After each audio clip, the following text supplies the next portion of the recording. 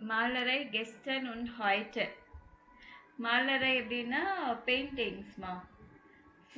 இது ஃபுல்லாகவே பெயிண்டிங்ஸ். அந்த டைமில் எப்படி இருந்துச்சு, இப்போ எப்படி இருக்கு அப்படின்னு சொல்லிட்டு. Welche interessante Ausstellung? Okay. Welche interessante Ausstellung oder welches Museum haben Sie schon besucht? So, இது painting yesterday and today. Okay, வா.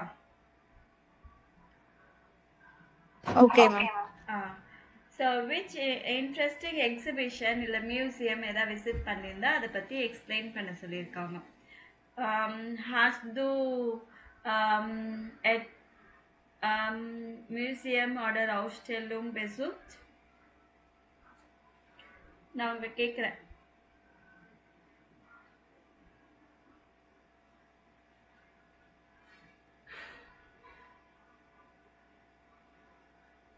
இல்லையா?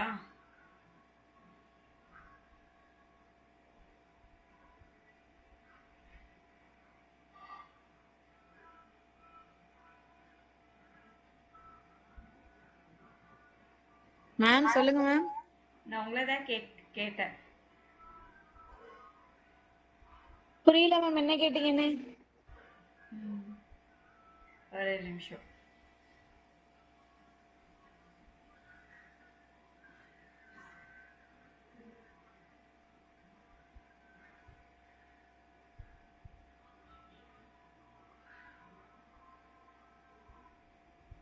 Has du schon ein Museum oder eine Ausstellung besucht?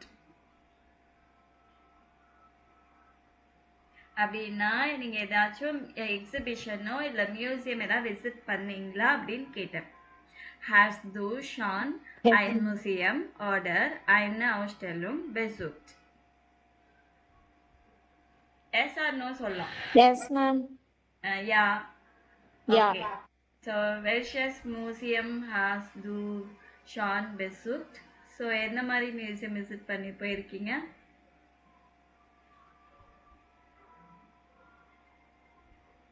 என்ன மியூசியம் போயிருக்கீங்க? அங்க தஞ்சாவூர் டெம்பிள்ல ஒரு மியூசியம் இருக்கும் ma'am, அங்க போயிருக்கேன் மேம். ஓகே. சரி, எதுவா இருந்தாலும் ஜெர்மன்ல பதில் சொல்ல ட்ரை பண்ணுங்க. ஓகேவா? ட்ரை பண்றேன். Okay. Hören Sie den Audioguide zu einer Ausstellung über Tierbilder. Worum geht es? Kreuzen Sie an. So இவங்க என்ன சொல்றாங்கன்றத நீங்க கேட்டுட்டு இந்த மூணுத்துல எதாவது மார்க் பண்ணும். எதை பத்தி பேசுறாங்க? Topic. What is the topic? ஓகேவா? மறுபடியும் சேம் ஆடியோ கேட்டுட்டு இது மேட்ச் பண்ணும். Okay ma'am. Herzlich willkommen zur Ausstellung Tiere in der Kunst hier im Kunstmuseum. Sie sehen in der Ausstellung viele Bilder von Tieren aus verschiedenen Jahrhunderten. Aber beginnen wir mit der Frage: Haben Maler schon immer Tiere gemalt? Oder ist das eine moderne Idee? Nein, die Idee ist nicht neu. Schon immer haben Künstler Tiere gemalt.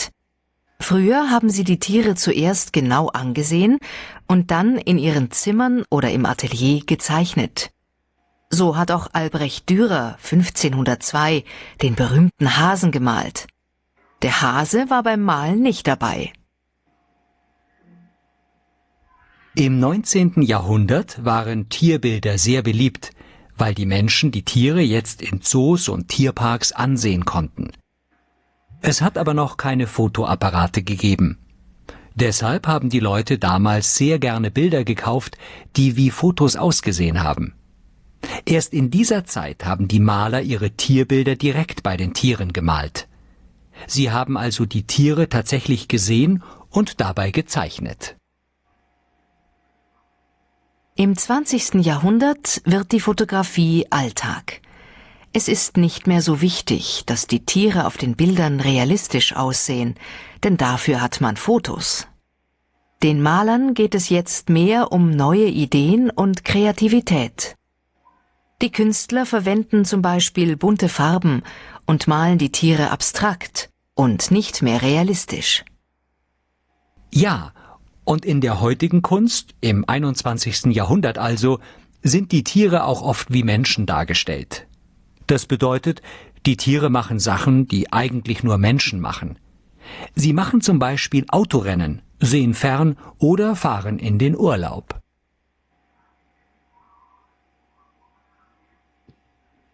Okay, இதை கேட்டிங்களா? Second one ma'am ஆமா, Tiere in der Kuss gestern und heute.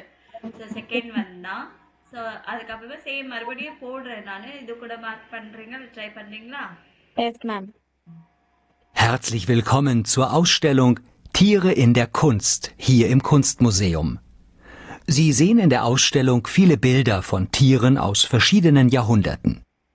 Aber beginnen wir mit der Frage, haben Maler schon immer Tiere gemalt?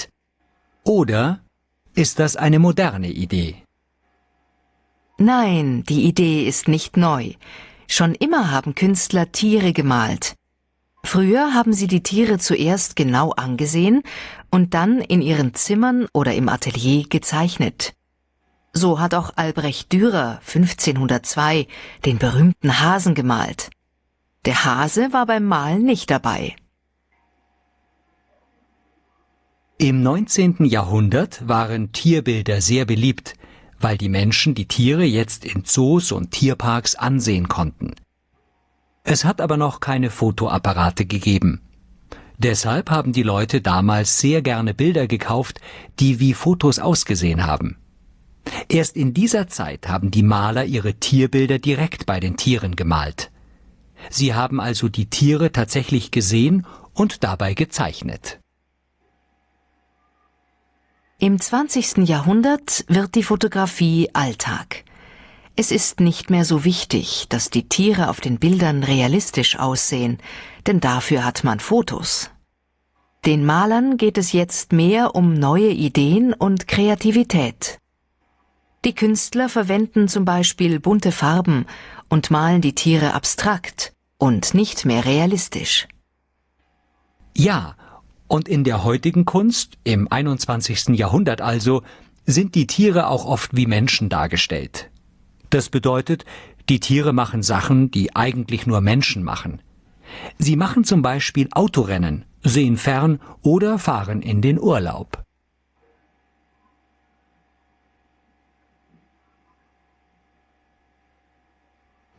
Okay, mark பண்ண முடியல ma'am.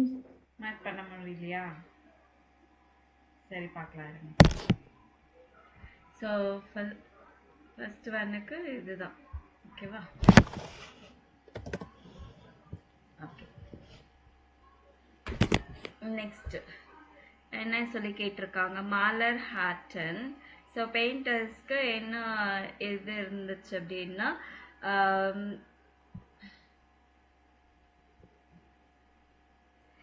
Painting அப்படின்னாலே எதை பற்றி paint பண்ணணும்னு அவங்களுக்கு இன்ட்ரெஸ்டாக இருந்துச்சு அப்படின்னு சொன்னாங்கன்னா, பி ஷான் இம்மர் இன்டரஸா அண்ட் டியரன். ஸோ அனிமல் பெயிண்டிங் பண்ணணும் தான் அவங்களுக்கு வந்து ரொம்ப இன்ட்ரெஸ்டடாக இருந்துச்சு. யாருக்காக இருந்தாலும் நம்மளுக்கு கூட அப்படி தானே இருக்கும். ஏதாவது பெயிண்ட் பண்ண சொன்னால், ஏதாவது ட்ராயிங் பண்ண சொன்னால் என்ன பண்ணுவாங்க? நேச்சர் பெயிண்டிங்ல நம்ம சின்ன பசங்களுக்கே ஏதாவது ட்ரா பண்ண சொன்னால் பூனையோ நாயோ ஏதோ ஒன்று வரைவாங்க இல்லையா? ஸோ மோஸ்ட்லி ஜென்ரலாகவே நம்ம பெயிண்டிங்னாலே நம்ம அனிமல்ஸ் இல்லை ட்ரீஸ் இல்லை ஹில் இல்லை ஹவுஸ் அந்த மாதிரி தான் வரைவோம்.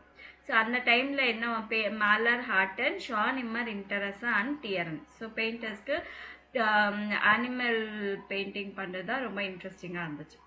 For them 19th century, so before 19th century painters என்ன பண்ணாங்க?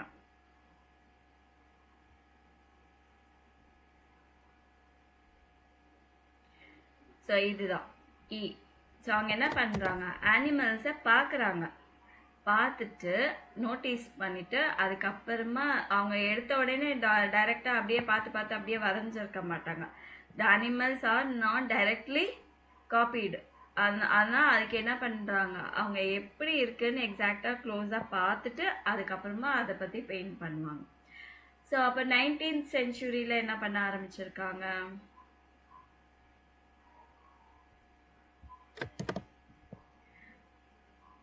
ஸோ மெனி பீப்புள் என்ன பண்ணியிருக்காங்க, அனிமல் பிக்சர்ஸை அவங்க ஃபோட்டோஸ் எடுக்க முடியல, அனிமல்ஸ் எப்படி இருக்கிறாங்கன்னு சொல்லிட்டு அவங்க அனிமல் பிக்சர்ஸை வாங்கிடுறாங்க. ஸோ 20th century பிகின் ஆகும்போது என்ன பண்ணியிருக்காங்க, 20th century என்ன பண்ண ஆரம்பிச்சாங்க, ரெண்டு ஆப்ஷன் தான் இருக்கு இல்லைங்களா. தி மாடர்னட் இயல் மலர் தி பில்டர்ஸ் இன் கிரியேட்டிவ். ஸோ மாடர்ன் அனிமல் பெயிண்டிங் பண்ண ஆரம்பிச்சாங்க. அந்த பிக்சர்ஸ் எல்லாமே எப்படி ரொம்ப க்ரியேட்டிவாக ரொம்ப கலர்ஃபுல்லாக இருக்குது. 21st centuryல என்ன பண்ண ஆரம்பிச்சாங்க, Fontaine, the Agniclish, Tanki, Tunvi, மென்ஷன் கான்டியரன் டி ஏன்லிஷே டிங்கர் டுன் வி மென்ஷன். நம்ம இப்போ ஹியூமன் என்ன பண்ண ஆரம்பிக்கிறாங்க, அதே மாதிரி தான் அனிமல் பண்ண எப்படி இருக்கும் அந்த மாதிரி பெயிண்ட் பண்ண ஆரம்பிச்சிட்டாங்க. புரிஞ்சுதா? Yes, ma'am. ஓகே. ஸோ இது வந்து இந்த பிக்சர்ஸ் எல்லாம் நார்மல் தான். ஆனால் இங்கே பாருங்க, லாஸ்ட்ல படிச்சோம் இல்லைங்களா. ஸோ ஒரு கவ் எங்கேயாச்சும் டைவ் பண்ணுமா, இல்லையா. ஸோ பீப்புள் ஹியூமன் பீயிங்ஸ் என்ன பண்ணுறாங்களோ அதுவே பண்ண ஆரம்பிச்சாங்க. இது வந்து ரொம்ப கலர்ஃபுல்லான பிக்சர்ஸ். இது அனிமல் எப்படி இருக்குன்னு பார்த்துட்டு அதுக்கப்புறமா வரைய ஆரம்பிப்பாங்க, க்ளோஸாக வாட்ச் பண்ணி. ஸோ இது இப்படி இருக்கும் அப்படின்னு சொல்லிட்டு வரைய ஆரம்பிச்சிருக்காங்க. ஸோ இந்த இமேஜை வந்து நீங்கள் எக்ஸ்பிளைன் பண்ணணும் அப்படின்னா இந்த வேர்ட்ஸ் யூஸ் பண்ணணும். ரொம்ப இந்த பிக்சர் வந்து ரொம்ப கலர்ஃபுல்லாக இருக்குது, ஃபன்னியாக இருக்குது, இல்லை ப்ரிட்டி கலர்ஸாக இருக்குது, டார்க்காக இருக்குது, க்ரியேட்டிவாக இருக்குது, இன்ட்ரெஸ்டிங் அன்இன்ட்ரெஸ்டிங்காக இருக்குது, காமெடியாக இருக்குது, போரிங்காக இருக்குது, இல்லை ரியாலிட்டிக்காக இருக்குது, அப்ட்ராக்டாக இருக்குது, ஒரிஜினலாக இருக்குது, இல்லை ஃபன்னியாக இருக்குது, க்ரேஸியாக இருக்குது. ஸோ அந்த மாதிரி சொல்கிறதுக்கு இந்த வேர்ட்ஸ் யூஸ் பண்ணிக்கலாம். ஸோ பாருங்கள், ஷான், புன்ட், லுஸ்டிக், இந்த ஹியூப், ஷெஃப், ஆர்பன். ஸோ இந்த வேர்ட்ஸுக்கு எல்லாம் மீனிங் தெரிஞ்சாதான் உங்களால் பண்ண முடியும். கரெக்டா? அதனால இந்த மீனிங்ஸ் எல்லாம் படித்தாதான் இதை பற்றி எதை பேசணுன்னா உங்களால் பேச முடியும். இதை படிக்காமல் நம்மளால எதுவுமே பேச முடியாது. அதனால நிறைய ஒக்காபுலரி படிங்கன்னு சொல்கிறேன். ஓகே, ஓகேவா. ஸோ இது வந்து ஒரு பிக்சரை பற்றி எக்ஸ்பிளைன் பண்ணியிருக்காங்க. எந்த பிக்சருன்னா இந்த பிக்சர் வைல்ட் ஸ்பைனேரில் இந்த பிக்சரை பற்றி எக்ஸ்பிளைன் பண்ணியிருக்காங்க. எப்படி எக்ஸ்பிளைன் பண்ணியிருக்காங்கன்னு பாருங்க.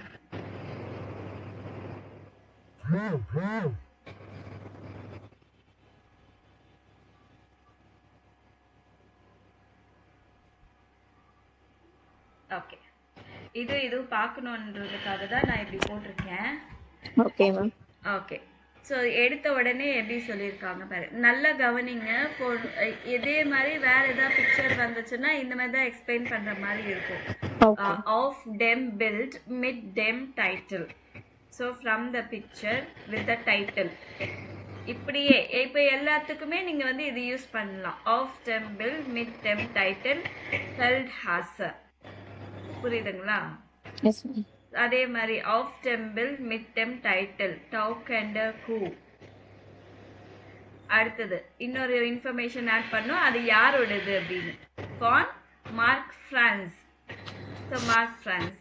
இங்கே ஃபான் ஆல்பர்ட் ட்ரூவர், ஃப்ரான் லூமிட் ஹாலர்.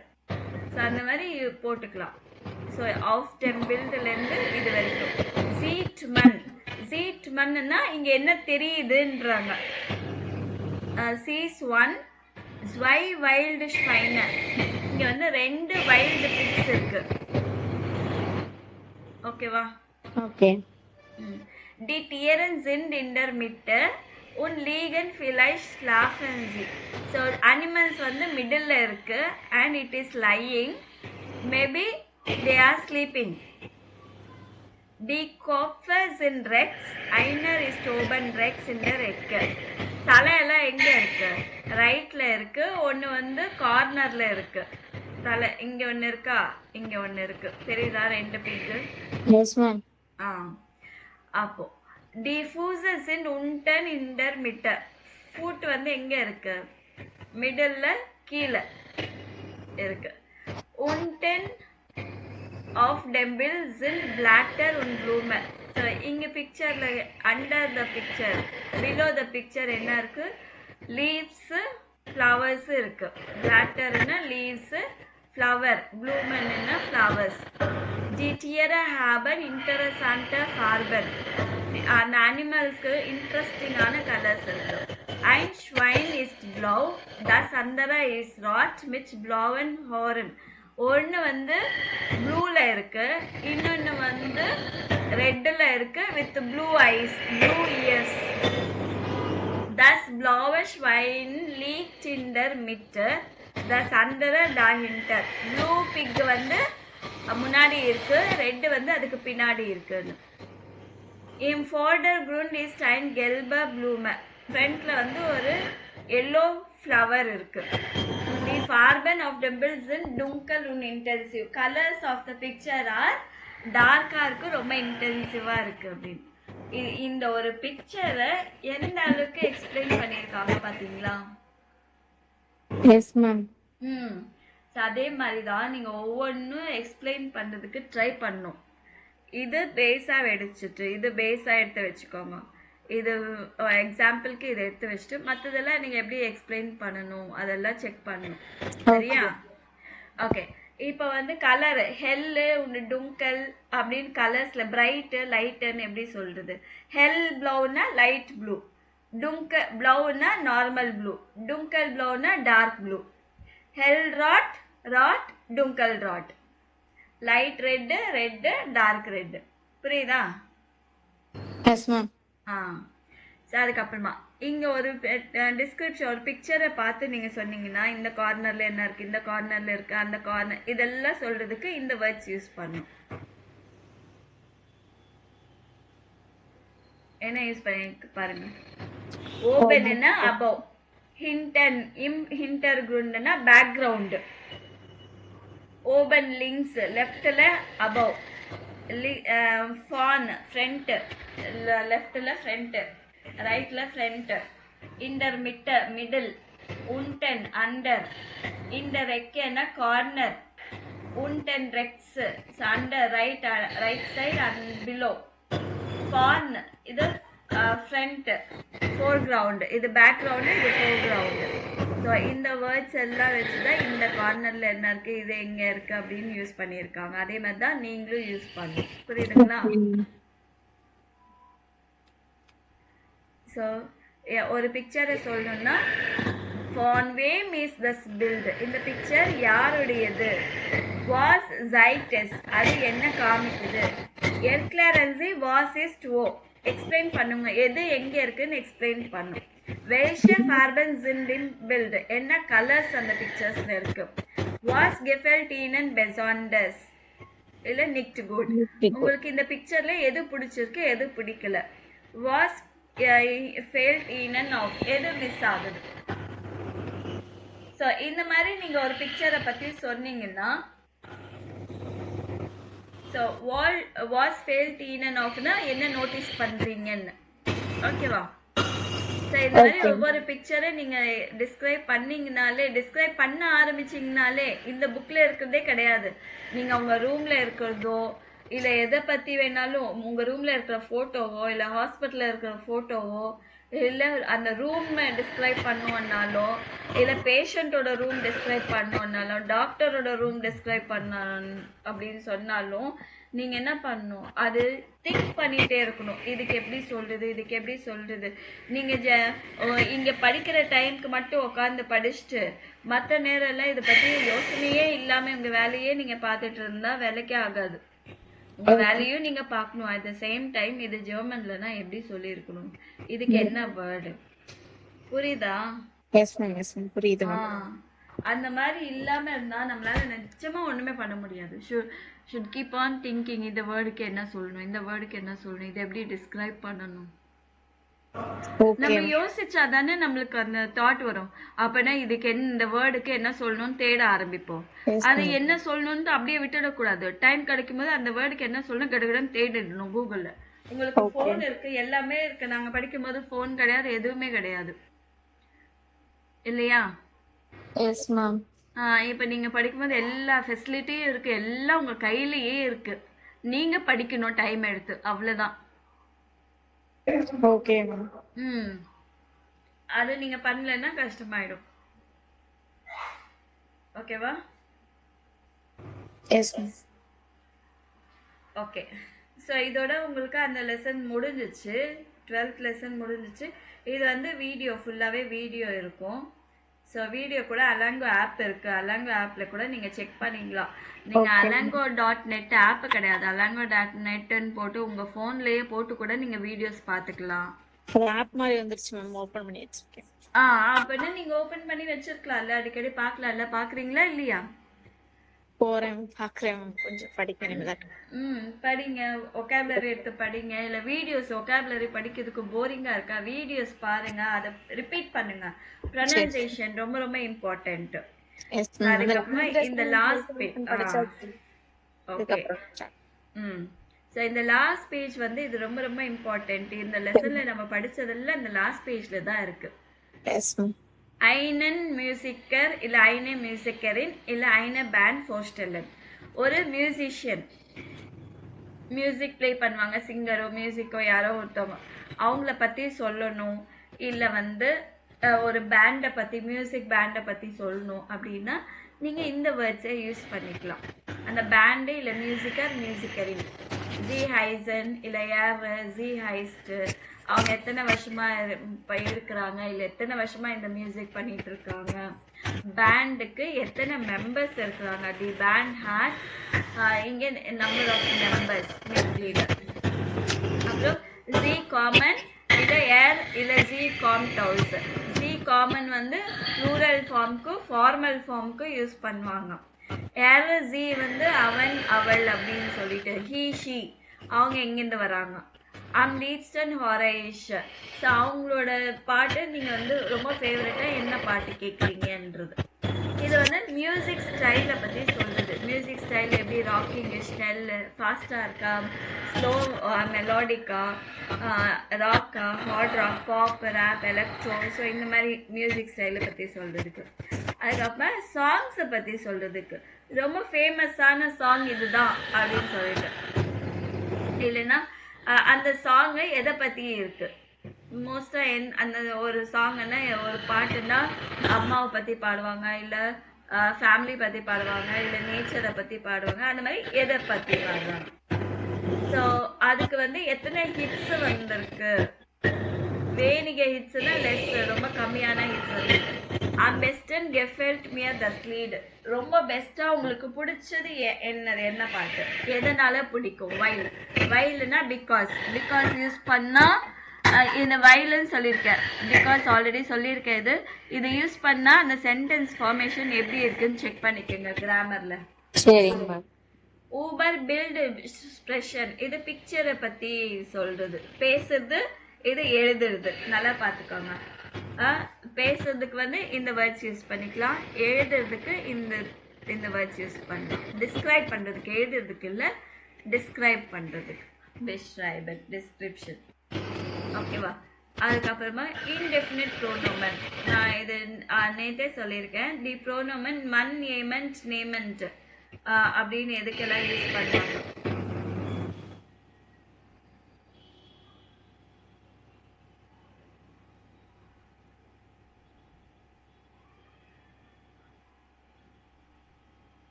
ஸோ இதுதான் சொல்லியிருக்கேன். ஏமன்லனா சம்மன், நேமன்ஸ்னா நோ ஒன், மண்ணுனா ஒன்னு, கீப்பர் இன் ஜென்ரல், எட்வஸ், நிக்ஸ், ஆல, ஐனிக, ஃபீல. ஸோ இந்த வேர்ட்ஸ் எல்லாமே உங்களுக்கு யூஸ் பண்ற வேர்ட்ஸ் தான். அதெல்லாம் நல்லா பார்த்துக்கோங்க.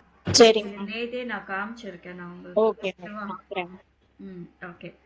அதுக்கப்புறமா இன்னைக்கு நோட் பண்ண வேண்டியது வந்து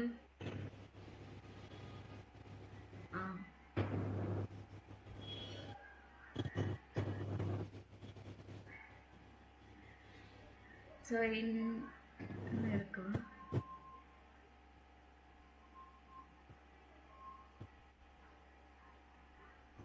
ஸோ ஒரு இமேஜை டிஸ்கிரைப் பண்ணணும்னா எப்படி, ஸோ இது நோட் பண்ணிக்கோங்க. ஓகே. எடுத்தாச்சா screenshot? Yes ma'am. Okay.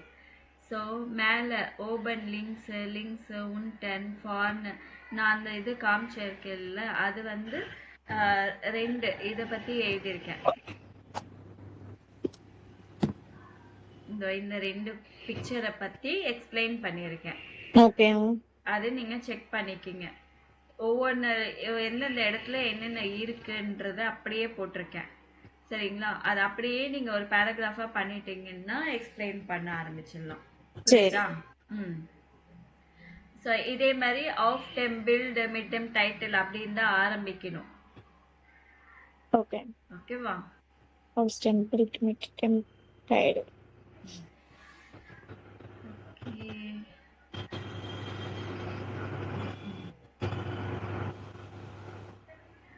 Okay. இது நீங்கள் பார்த்துக்கோங்க, செக் பண்ணிக்கோங்க.